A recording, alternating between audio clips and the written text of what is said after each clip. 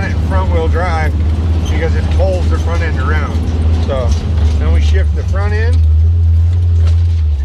pull the rear out, then we don't need to use the brake. It just pulls the front end around and turns a little sharper. Then you get to the climb right here, so you go back into four-wheel drive, click them back in.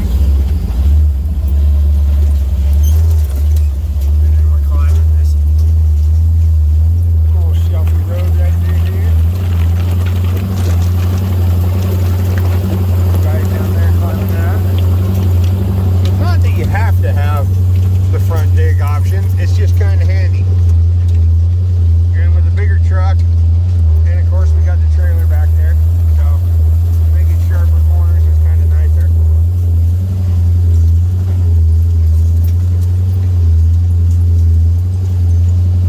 But when everybody's talking about how well I should do side-to-side rear brakes like a tractor and this and that, well, I've got a clutch and a brake and a gas pedal down there.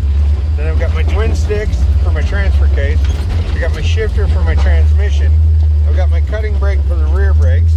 I've got my winch controls. This is the winch controller for the main boom. It's remote. So I end up with a lot of stuff going on in the cab, on top of sometimes trying to film like I am now. So one of those deals, like, it would be kind of handy to have the rear brakes, but not anything, it's not a make or break it deal. Like, just holding the rear brakes helps. So there we are. There's a little description of what's going on in here. I'll try to get some more.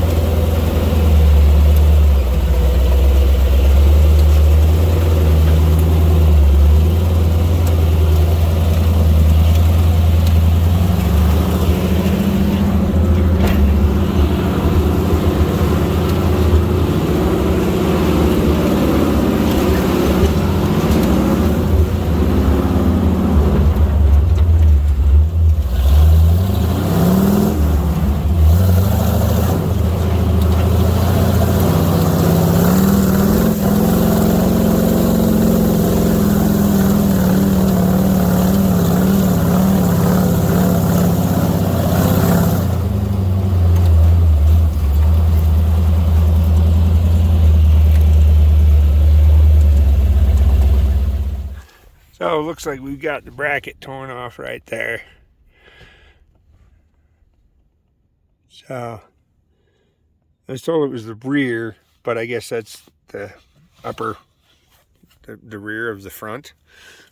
Whichever. Anyway, we'll get on the trailer.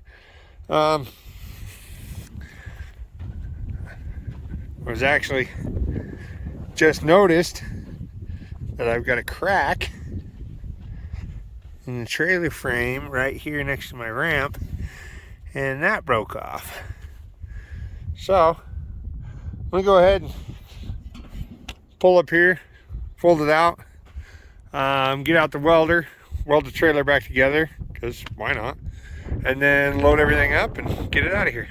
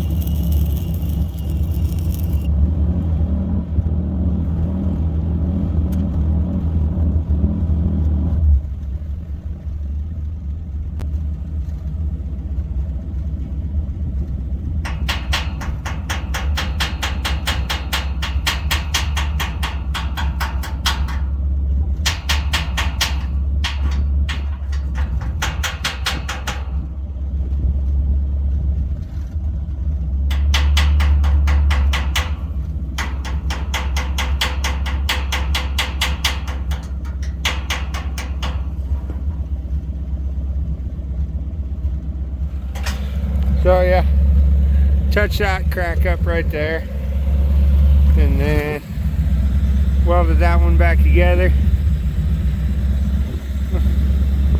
No big deal. Ready to load. Put her on the trailer and get out of here.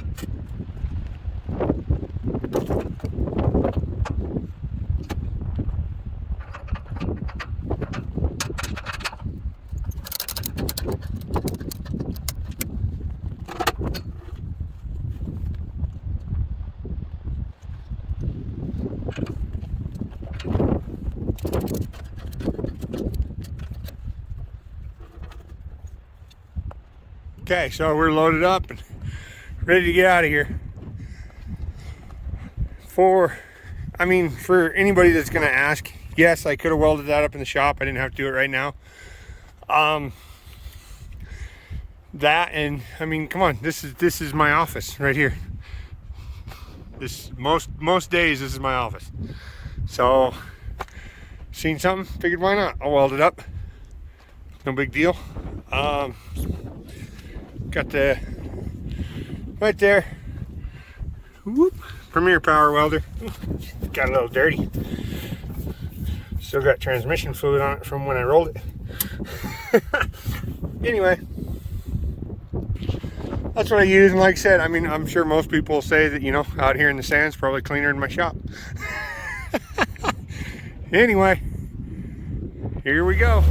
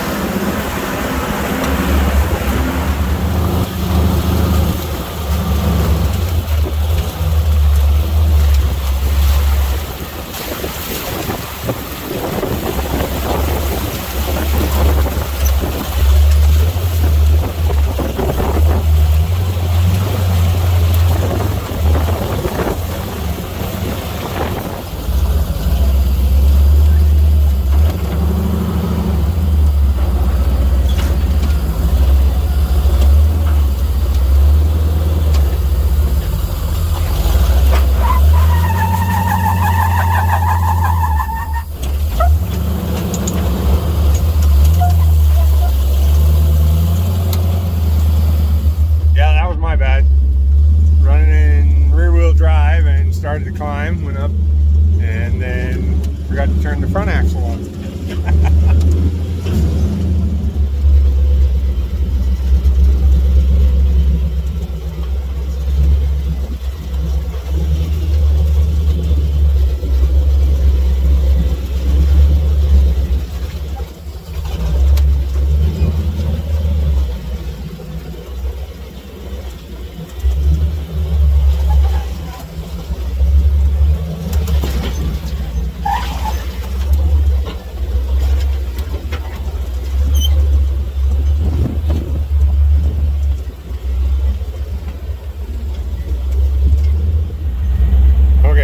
Attempt to film this inside, dropping down this switchback on Poison Spider.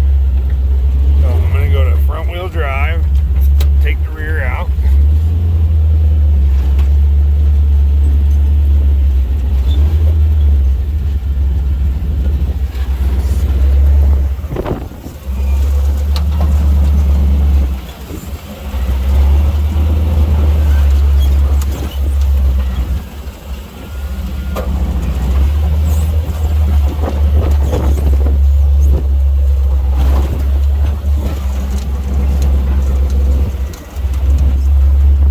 Crucial to have front wheel drive. It just helps out a little bit right here because of this tight corner. It helps the front end pull itself around a little faster. We're dropping down off of that.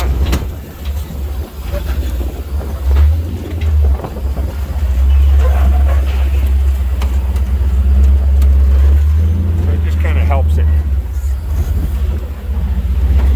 Now I'm going to drop off right here, and normally I would make the sharp corner go down, but there's some rigs coming up, so I'm going to pull over here into this wide spot. I'm going to drop just right.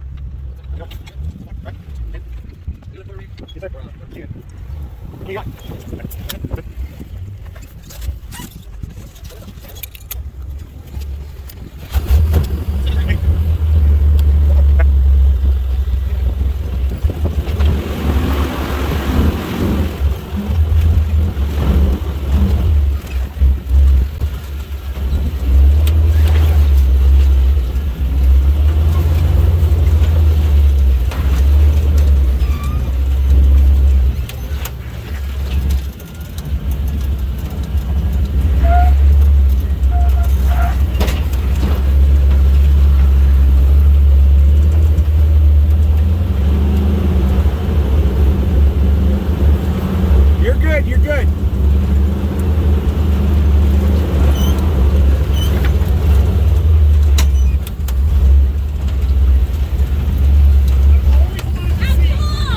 Always wanted to see how you did it. You got him out. This is it.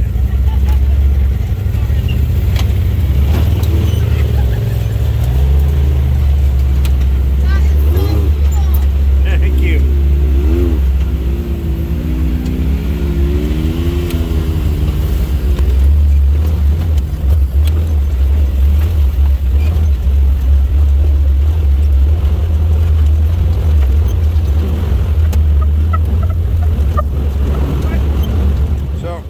I stopped right here. Here's a perfect example of why I don't run a deck over trailer.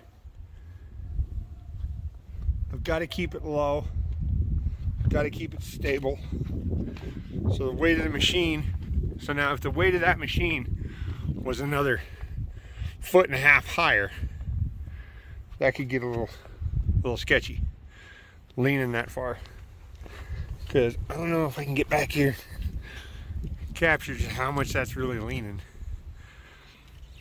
But so low and wide, the axles are way wide, keeps it stable. So that's why I do what I do.